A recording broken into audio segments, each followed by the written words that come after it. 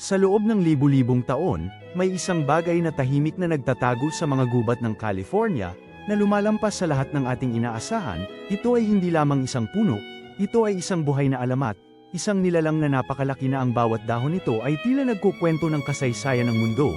Handa ka na bang tuklasin ang pinakamalaking misteryo ng kalikasan? Ito ang higanteng sequoia. Ang hari ng mga puno.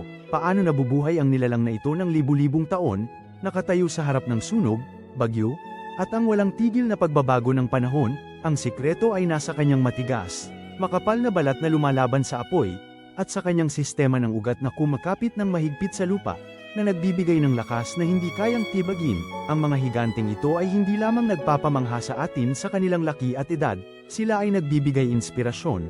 Sila ay paalala ng kapangyarihan ng kalikasan at ang kakayahan nitong magpatuloy sa kabila ng lahat. Sa bawat pagtingala natin sa kanila, tayo ay humaharap sa isang buhay na aklat ng kasaysayan, na nagtuturo sa atin ng pagtitiyaga at paggalang.